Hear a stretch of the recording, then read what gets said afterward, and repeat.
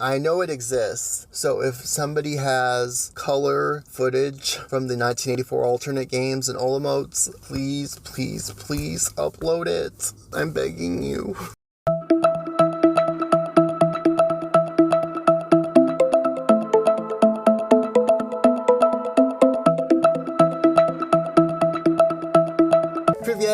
Welcome back to my channel. Today we're going to talk about the vault finals at the 1992 European Championships in Nantes. When I was growing up in the 90s, vault was often treated like the red-headed stepchild. They would never show the actual vault final. The most you would see is one vault performed by the gold medalist. I can vividly remember in 1995 when Pokapaeva and Almanar tied for the gold medal, all they showed was a slow motion replay of each of one of their vaults. I'm excited to do a deep dive into this final because I think vault deserves to shine just as much as the other apparatus.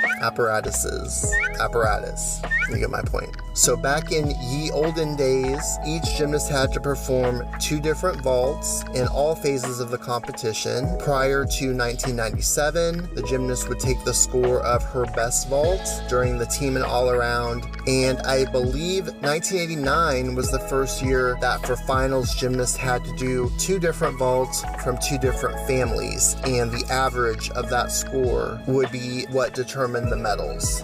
And because gymnasts had to do a different family second vault, many of these were not very well practiced or trained, which is important to keep in mind always whenever you're watching vault finals. I really liked going in chronological order in my beam video, so we're going to do that again. First up is Svetlana Boginskaya. I mentioned in my last video she was the 2-time reigning all-around champion of Europe. She wasn't having the best meet here. She had a fall on floor during the all-around, which knocked her right off the podium. She had on this black Leo with like kind of like white splotches, kind of like a spiral-ish kind of patchwork. Really cool design that I had noticed. I'm not one of those gays who loves fashion, obviously, so I usually don't even pay attention to what people are wearing generally unless it really stands out, like that, you know, Kim Zmeskal Leo from, I think it was 91 Nationals that she had Bailey Key wear that one year. Yeah, I'll notice something like that, but just generally I don't pay attention to leotards. I probably should though. I'm just not that observant in general, to be honest. So Boginskaya's first vault is her signature layout Yurchenko full. She does it pretty well. She sticks her landing. She is a bit low. Her chest is a bit down on it, but that's pretty much the only deduction. I love her long lines on this vault. It's pretty spectacular. A Yurchenko layout full is pretty much the default vault of this time. For her second vault, Svetlana does a piked cuervo, and this is where you can really see the lack of training. She pushes way too hard and over-rotates and has to sit it down. I didn't remember this happening, so when I was rewatching, I was legitimately shocked to see her fall. Thankfully, she would have her redemption later on during beam finals. Next up was Tatiana Lysenko. She is the complete package when it comes to being an all-around gymnast. No weak event. Many would consider her the best gymnast at this meet, but she typically tended to underperform. On her first vault, she is upping the ante. She does a layout double twisting Yurchenko. This is what makes her exceptional. She does not have to do this vault. She had a perfect layout Yurchenko full, as anyone who watched the 1990 World Cup or Goodwill Games can tell you. But in the Soviet tradition, she took that extra risk to really highlight the upper echelon of sport and what is capable, what is possible. She did that DTY near flawlessly so many times, but sadly this was not one of them. She is going for the stick, but she is just a bit short and has to really stumble forward to save the landing.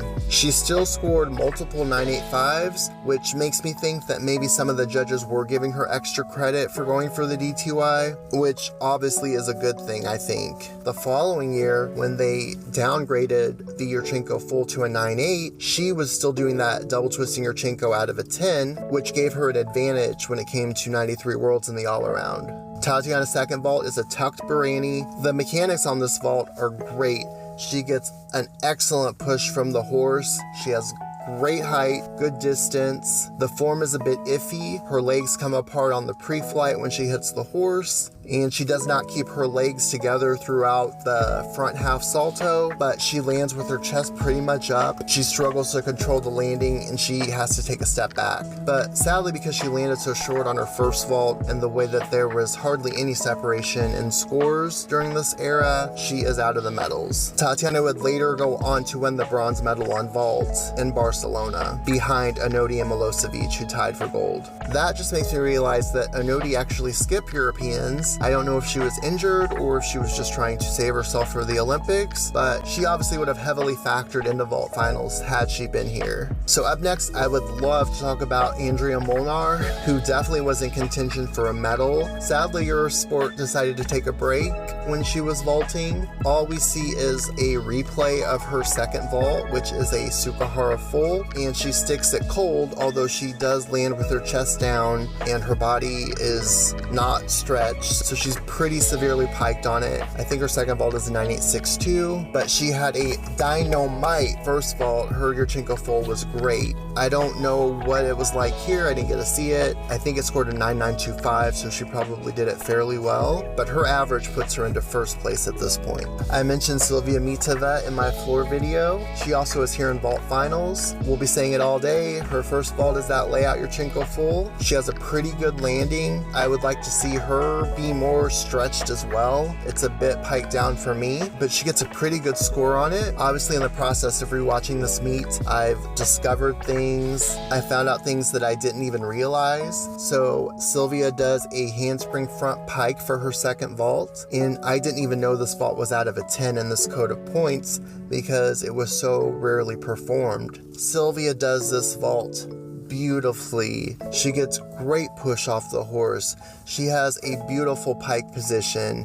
She keeps her legs straight all the way until she lands, and this is a blind landing, meaning she's not able to see the floor until her feet hit it. She does a great job at anticipating the landing and just has to take a small step forward to adjust, but that was a great second vault. Her average puts her ahead of Molnar into first place. Elena Alexandrovna is up next. Again, she does that layout Yurchenko full for her first vault. This vault is very elegant. She has good clean form on it for the most part. The issue is the lack of power on this. She does not get a lot of height or distance, but she does have a pretty great landing. It was also fun to see Elena in vault finals because I had never seen her second vault before. Like Lysenko, she does a tucked Barani, but she doesn't have nearly as much pop. She does have much better form on it than Tanya did, but she has to land with her chest down quite a bit. She just hops forward and sells that landing like the rent was due. Her average puts her third behind Molnar. 2 gymnasts left. This is the third video I've talked about Gina Gogian. She had a wonderful meet. I believe she did compete at the Goodwill Games in 1990 as a 12-year-old, but this was pretty much her huge splash onto the international senior stage.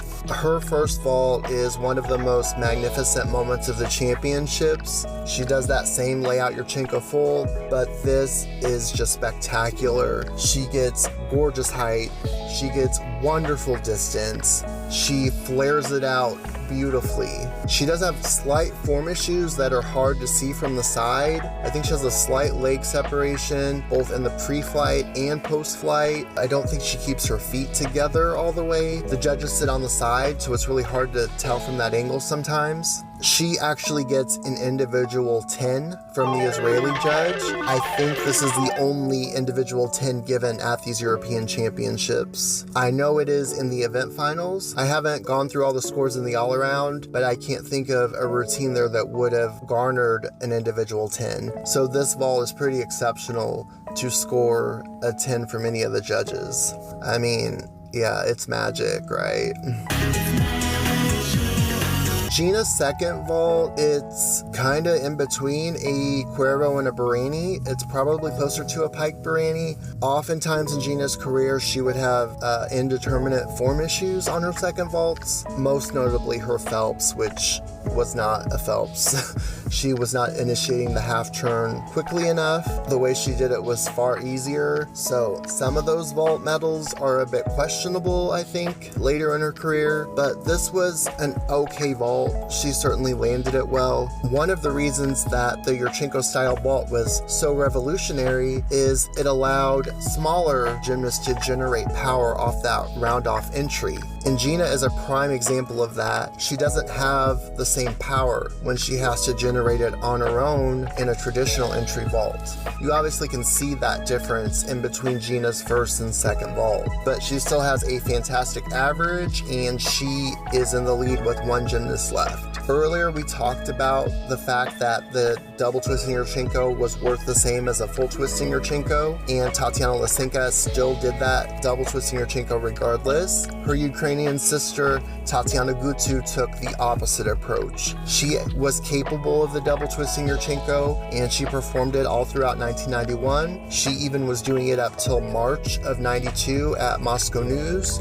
She never was really able to stick that double twisting Yurchenko, and she also had some form issues with it. So smartly, her coach decided to go with the full twisting Yurchenko for the rest of the season. Tatiana Gutsu is absolutely one of the most powerful gymnasts I have ever seen. The quickness she has when she runs and the speed she's able to generate out of nowhere, I mean, it really is incredible. I think she even mentioned that it was difficult for her to unlearn the double twisting Yurchenko and finesse her power back into doing the full twist. This vault is so explosive. She gets so much push off the horse, so much height, wonderful flair, and she spots the landing great. It wasn't even until the slow motion that I could tell that she didn't stick the landing. She gets all 995s. Tatiana does a Sukahara full for her second vault. It wasn't until the advent of YouTube that I knew that Tatiana Gutsu did this vault. It is probably a Kazamatsu, but for the life of me, I cannot tell the difference between a full twisting Sukahara and a Kazamatsu. I know it has to do with the direction that the gymnast turns once they hit the horse, if they keep going clockwise or if they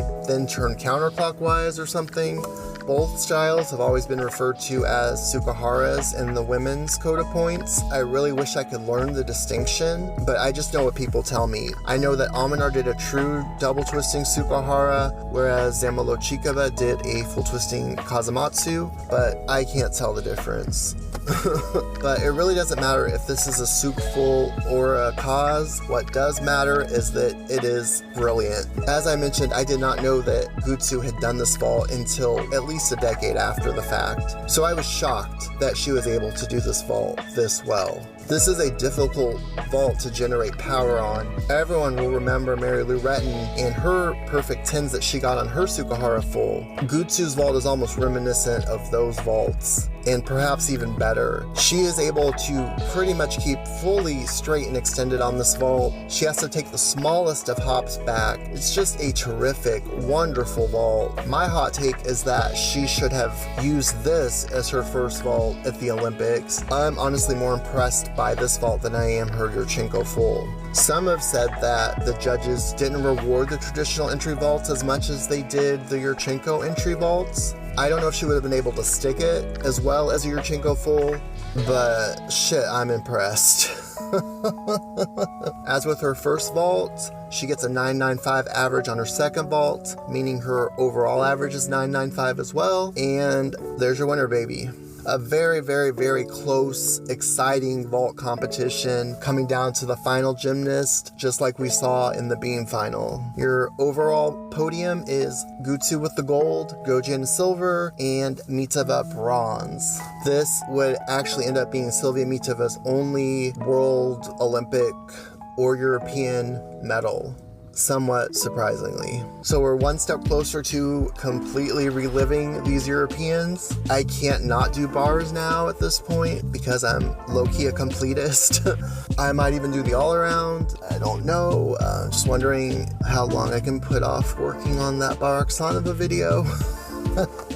Thank you so much for watching this video. If you liked it, please hit that thumbs up. Comment for engagement. Turn on notifications if you're subscribed. Subscribe if you want to be subscribed. Subscribe if you like what I'm trying to do here.